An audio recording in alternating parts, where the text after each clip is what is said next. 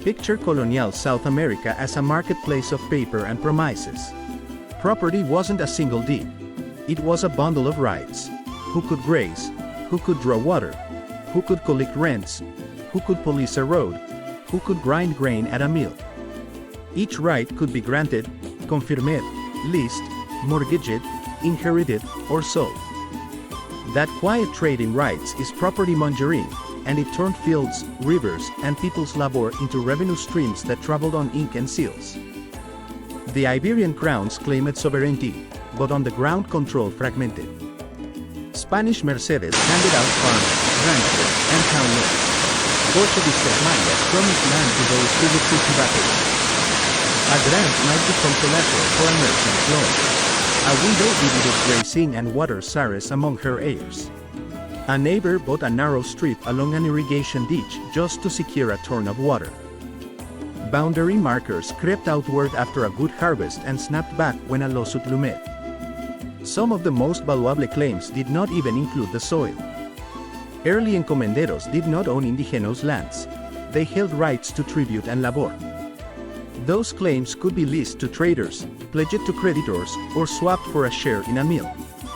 As haciendas and fazendas expanded, big owners accumulated quasi-jurisdictional privileges, policing estates, collecting bridge tolls, compelling use of a mill, or retaining a portion of tithes for a chapel. Each privilege was a small stream of cash that could be sliced and transferred. Cash needs drove creativity. Through Composición, the crown sold confirmations, pay a fee, regularize a shaky title, and pasture became paper. Venal fees were bought like assets. Huber controlled surveys or court calendars controlled teaming, and teaming was leverage. Church institutions, monasteries, confraternities, chaplaincies, amassed property via pies bequests, then leased parcels back to settlers on long annuities called censos. Land flowed to the church. Interest payments flowed back out, a dependable financial machine secured by fields and vines. Resource frontiers sharpened the game. In Andean valleys, water was king. Control an acequia and you controlled harvests. Water terms were auctioned, inherited, and litigated like stock. In cattle country from the Rio de la Plata to northern Mexico, herds defined space more than fences. Brands burned onto hides, seasonal roundups, and ford crossings created de facto claims that later hardened into titles.